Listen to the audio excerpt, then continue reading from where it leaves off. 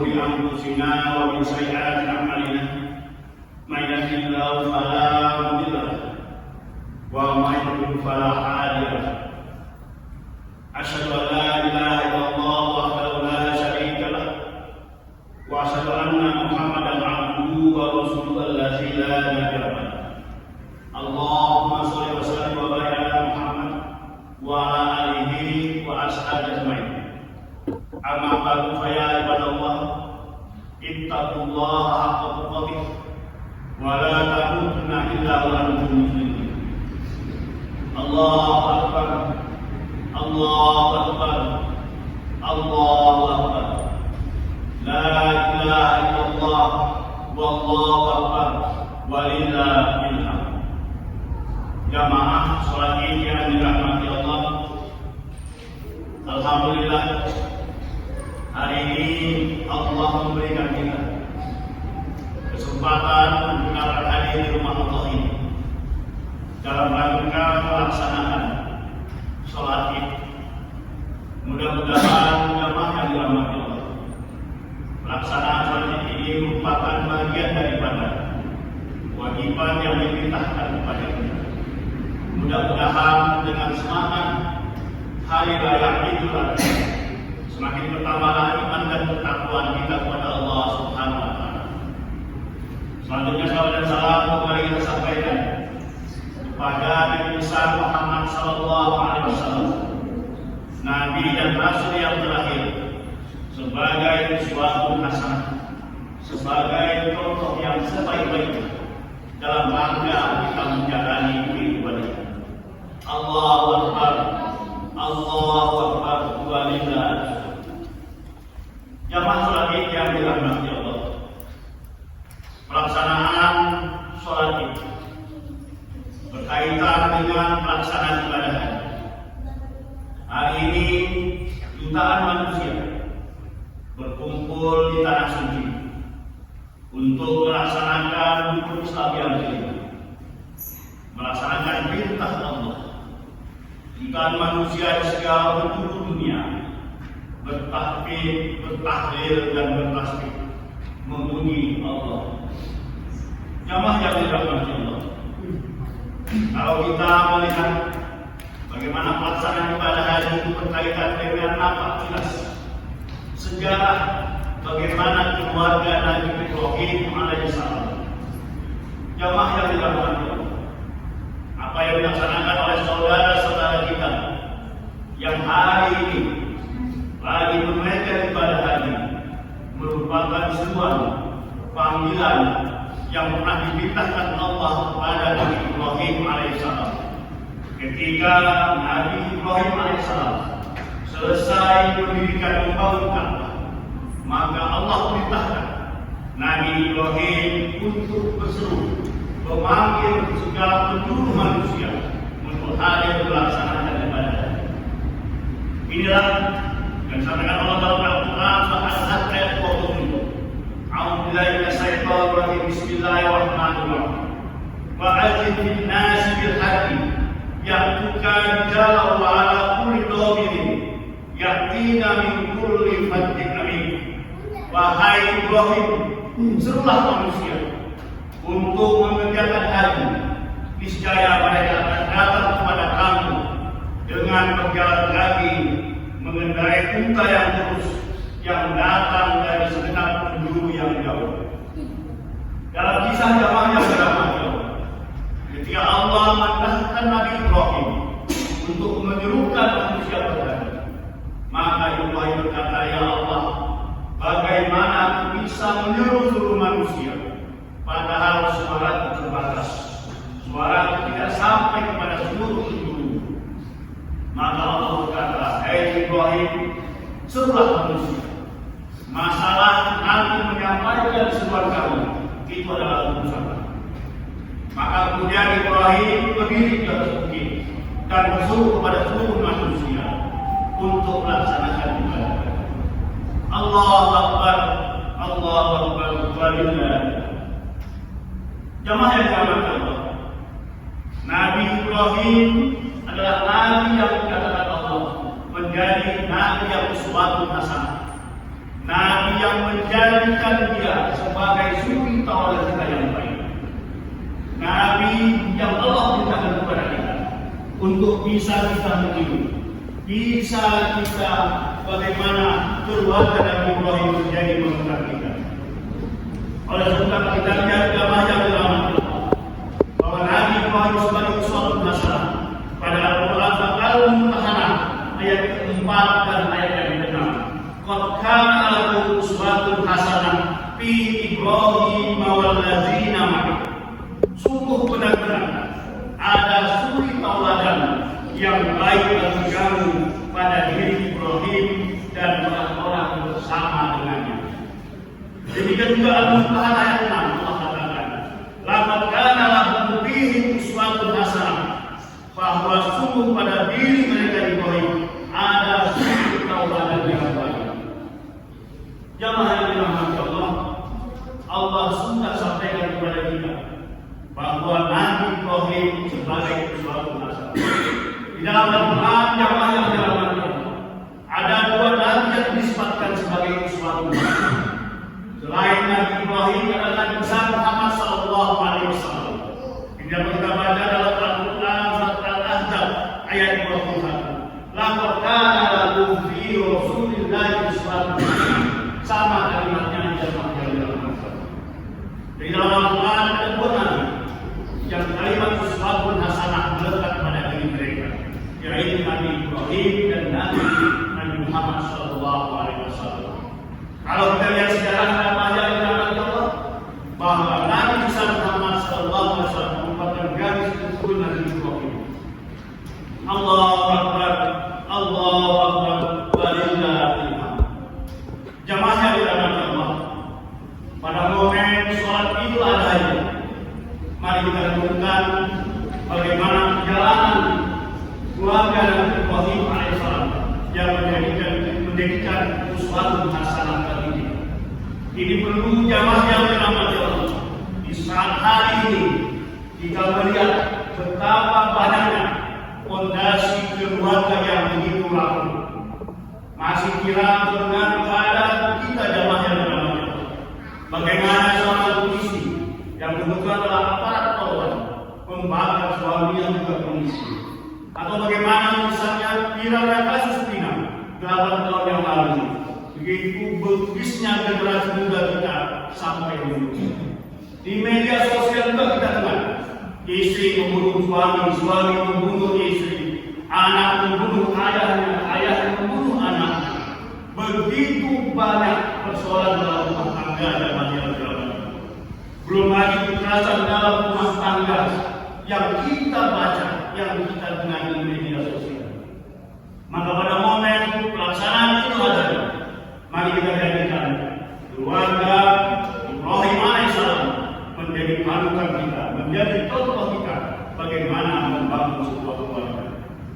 Jamaah yang dirahmati Allah, mari kita lihat satu persatu bagaimana keluarga Nabi Ibrahim yang bisa kita jadikan sebagai contoh. Yang pertama, jamaah yang dirahmati Allah, dalam sejarah yang pernah kita baca, Nabi Ibrahim itu pada usia yang sudah senja belum memperoleh keturunan. Istrinya Sarah dalam usia yang 90 tahun yang tidak memungkinkan untuk bisa melahirkan seorang anak. Tetapi Nabi Ibrahim sebagai seorang nabi tetap berdoa kepada Allah, Rabbi habli minas sholihin. Bayangkan jamaah yang dirahmati Allah, seorang nabi kalau dia pasti meminta kepada Allah, Allah pasti mengabulkan. Tapi dia tidak pernah memaksa Allah untuk bisa menunaikan apa keinginannya. Bayangkan jamaah yang dirahmati Allah, seorang nabi yang bertahun-tahun memohon kepada Allah agar tidak mempunyai seorang anak. Namun sampai usia senja, Sarah istrinya juga tidak memiliki seorang anak. Bayangkan jemaah yang dirahmati Allah, betapa ikhlasnya Nabi Ibrahim, betapa berdoa terus-menerus untuk bisa memperoleh seorang anak. Kemudian Sarah istri beliau kemudian menjadikan pelayannya Hajar untuk menjadi istrinya Nabi Ibrahim. Maka dalam sejarah jamaah yang dirahmati Allah, kita lihat akhirnya saat Hajar melahirkan seorang anak yang bernama Ismail. Ini dapat kita lihat jamaah yang dirahmati Allah. Betapa ikhlasnya Nabi Ibrahim, betapa sabarnya Nabi Ibrahim dalam rangka membina keluarganya. Tidak sampai di situ jamaah yang dirahmati Allah. Dalam kisah kemudian Nabi Ibrahim diperintahkan oleh Allah untuk meninggalkan istri dan anaknya Hajar dan Ismail di tempat padang yang tandus yang hari ini kita kenal dengan kota Mekah. Saat itu jamaah yang dirahmati Allah, tidak ada makan, tidak ada minuman, tidak ada kehidupan di lembah ini. Tapi Allah perintahkan kepada Ibrahim untuk meninggalkan istri kesayangannya, anak kesayangannya di lembah yang tandus. Ketika Nabi Ibrahim ingin meninggalkan istrinya Hajar, istrinya bertanya kepada suaminya Ibrahim dalam bahasa bebas, "Ya Ibrahim, ya suamiku, kenapa engkau tinggalkan aku dan anakku di lembah yang tandus?" Tapi Nabi Ibrahim diam, tidak menjawab.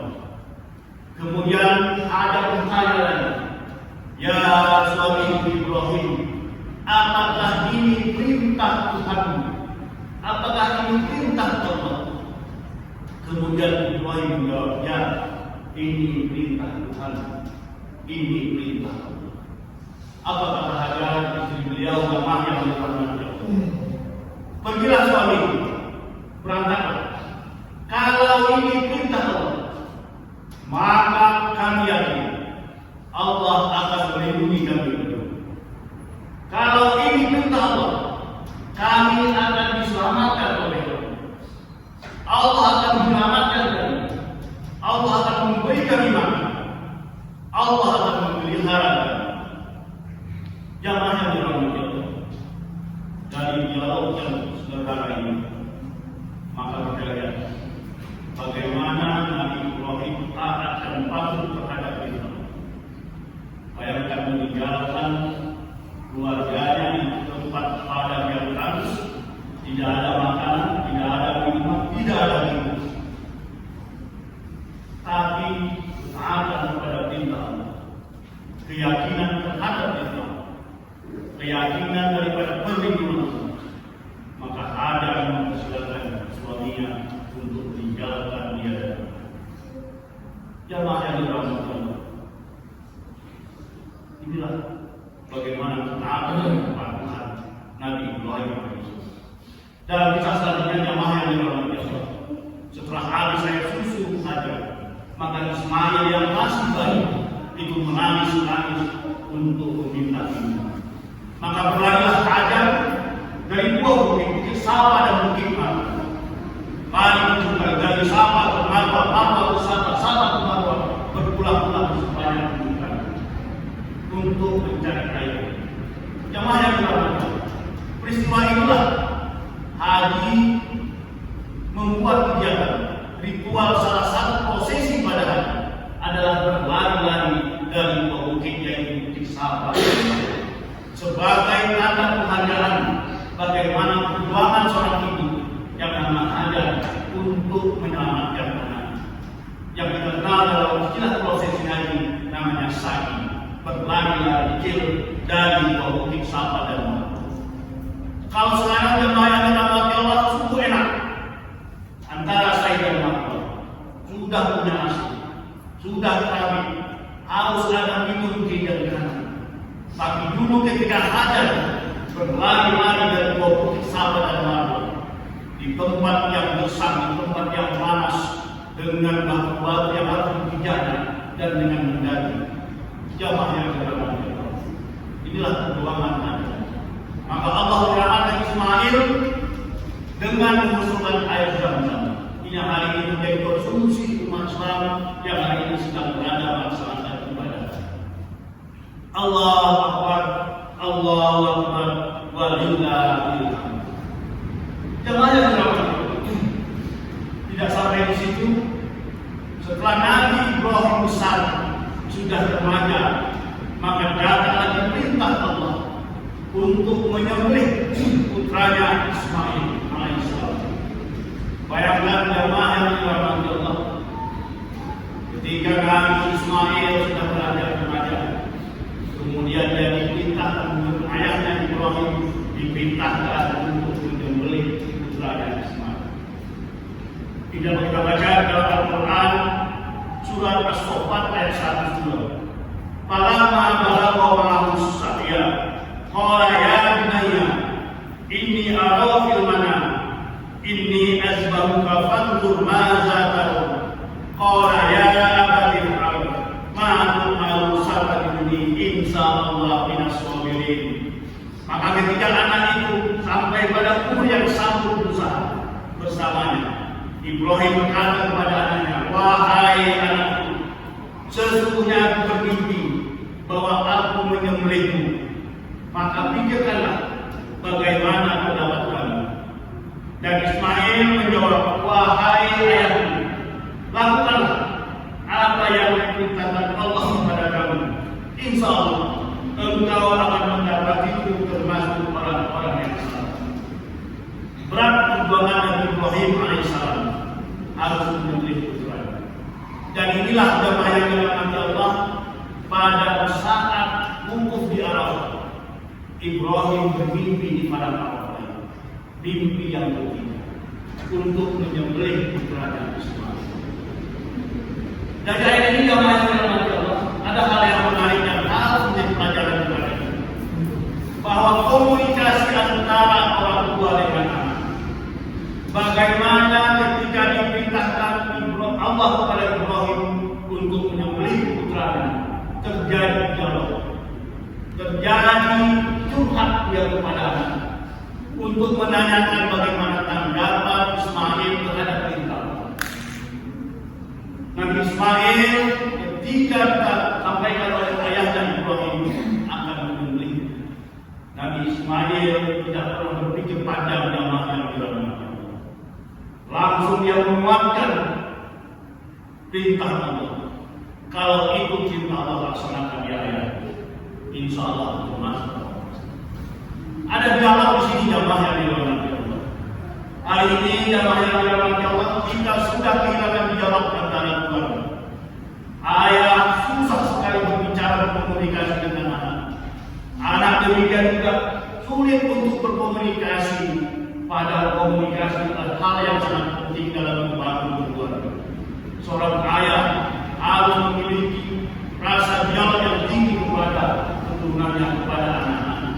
Demikian juga kita sebagai anak harus punya semangat berdialog, bercerita dengan orang. Kalau hari ini kita lihat bagaimana generasi muda kita yang kena narkoba, perjudian, kejahatan kriminal dan sebagainya, tidak bukan adalah kurangnya dialog, kurangnya percakapan, komunikasi satu keluarga. Jadi Ibrahim ingin menjelaskan kepada kita bagaimana pentingnya diskusi, pentingnya dialog, pentingnya berbicara dengan anak dan keluarga. Seperti yang disampaikan oleh Ismail, ini tentu adalah dialog yang sangat panjang sebelum-sebelumnya. Karena ini perintah Allah. Ismail yang memang didoakan kerjaan yang soleh, yang selalu didoakan oleh Ibrahim, Rabbi habli minas sholihin, tidak pernah berpikir panjang, maka dia mengatakan silakan saya aku termasuk orang yang dalam proses penyembelihan inilah jamaah yang dirahmati Allah, godaan setan kemudian datang. Setan datang kepada Ismail, kepada Ibrahim, kepada Siti Hajar untuk menggagalkan penyembelihan ini. Ketika berdatang kepada Ismail secara bebas, iblis berkata kepada Ismail, orang tuamu akan menyembelih kamu. Mungkin orang tuamu bukan salah dan sebagainya. Kemudian Ismail mengambil batu dan melempar supaya setan itu menjauh. Demikian juga kepada Ibrahim, mungkin salah perintah Tuhan. Ini dalam bahasa bebas. Mungkin salah perintah Tuhan. Masa diperintahkan untuk membunuh anak. Tapi Nabi Ibrahim dan Nabi yang sadar batu mengambil batu dan melempar setan supaya menjauh. Demikian juga Hajar digoda oleh setan. Dalam suami, engkau sudah melahirkannya, engkau sudah membesarkannya. Tapi sekali lagi hati adalah wanita yang soleh. Kemudian mengambil batu dan melemparnya. Nah, inilah jamaah yang dirahmati Allah yang dilaksanakan oleh jamaah haji ketika tanggal 10 Dzulhijjah pada hari ini, tanggal 10 Dzulhijjah itu mengambil batu dan melempar jumroh, bagian daripada kisah daripada keluarga Nabi Ibrahim. Pada tanggal 10 ini jamaah haji melempar jumroh. Demikian juga besok tanggal 11 dan tanggal 12 melempar jumroh pula suka dan Allah. Itu bagian daripada gambaran bagaimana mempertahankan perintah Allah. Allahu Akbar, Allahu Akbar, walillahil hamd. Jamaah salat yang dirahmati Allah. Dari kisah ini ada yang harus kita petik. Bagaimana sebagai seorang muslim kita harus memperlihatkan kepatuhan dan ketaatan kita atas perintah Allah. Boleh jadi perintah Allah tidak masuk akal bagi kita, tapi karena itu perintah Allah laksanakan. Boleh jadi perintah Allah itu adalah perintah yang barangkali dalam akal kita tidak bisa diterima, tapi sebagai manusia taat dan patuh kepada perintah. Apalagi dalam Islam jamaah yang dirahmati Allah tidak ada ibadah yang benar. Dalam Islam tidak ada ibadah yang benar. Apapun yang diperintahkan kepada kita pasti sanggup kita melaksanakan. Kalau tidak sanggup, ada syarat dan ketentuannya. Yang misalnya mungkin dari segi biaya, dari segi kesehatan seperti menunaikan ibadah haji. Demikian juga kurban sebagai gambaran ketika Nabi Ismail disembelih, Allah ganti Ismail menjadi seorang menjadi kibas. Maka hari ini kita diperintahkan sekali bagi yang berkecukupan untuk melaksanakan ibadah kurban setelah selesai melaksanakan sholat. Ini gambaran daripada bagaimana perintah yang dirahmati. Jika kita berkecukupan, berkecukupanlah sebagai perintah. Taat dan patuh kepada perintah Allah adalah bagian yang harus kita jadikan pedoman dalam hidup ini. Inilah kata Allah dalam Al-Quran surat Al-Anfal ayat 20. Ya ayyuhallazina amanu atiillaha wa atiiur rasul wa la tawallaw anhu wa antum tasma'un. Wahai orang-orang yang beriman, taatlah kamu kepada Allah dan Rasul-Mu dan janganlah kamu berpaling darinya, padahal kamu dengar perintah-perintah. Ini mengingatkan kepada kita jamaah yang dirahmati Allah, segala perintah yang diberikan Allah kepada kita laksanakan dengan sebaik-baiknya. Sekali lagi, tidak ada perintah yang berat dalam Islam. Pasti mampu kita melakukannya. Allahu Akbar, Allahu Akbar, walillahil hamd. Jamaah yang dirahmati Allah, sebagai kesimpulan, mari kita jadikan kisah-kisah Nabi Ibrahim alaihissalam beserta keluarganya menjadi suri tauladan kita. Bagaimana kita bisa menjalani kehidupan yang berlangsung ini. Mudah-mudahan jamaah yang dirahmati Allah, apa yang disampaikan dapat menjadi semangat kepada kita semua untuk melangkah ke depan sesuai dengan aturan Allah dan Rasul-Nya. Di akhir khutbah ini, mari sama-sama kita berdoa kepada Allah. Mudah-mudahan Allah memberikan hidayahnya, memberikan taufiknya kepada kita, sehingga menjalani kehidupan ini kita dalam sesuai dengan aturan Allah dan Rasul. Alhamdulillah rabbil alamin wassalatu wassalamu ala asyrofil anbiya'i wal mursalin wa ala alihi wa ashabihi ajmain. Allahumma ighfir lil muslimina wal muslimat wal mu'minina wal mu'minat al-ahya'i minhum wal amwat innaka sami'un qaribun mujibud da'wat ya Allah. Rabbana zalamna anfusana wa la taghfir lana wa tarhamna lanakunanna minal khasirin. Ya Allah, ya Tuhan kami, ya Maha Pengampun, ampunilah dosa dan kesalahan kami, dosa kedua orang tua kami yang telah melahirkan dan membesarkan kami, dosa anak dan keturunan kami. Ya Allah, ya Tuhan kami, memberi hidayah, jadikanlah hati kami tetap condong beriman kepadamu, tetapkanlah hati kami tetap memegang teguh agama Islam, tetapkanlah hati kami menjalankan perintah-perintah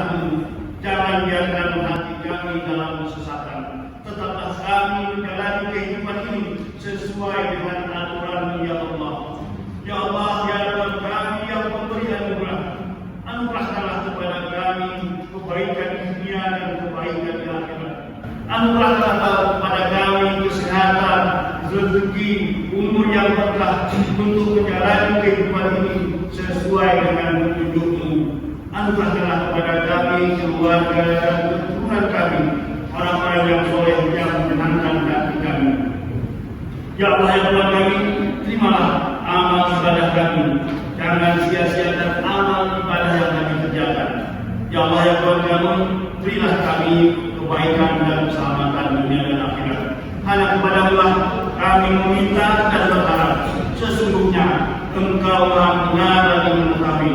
Rabbana taqabbal minna innaka antas samiul alim. Rabbana atina fid dunya hasanah wa fil akhirati hasanah wa qina adzabannar. Subhana rabbika rabbil amma yasifun. Wassalamu ala mursalin walhamdulillahi rabbil alamin. Assalamualaikum warahmatullahi wabarakatuh.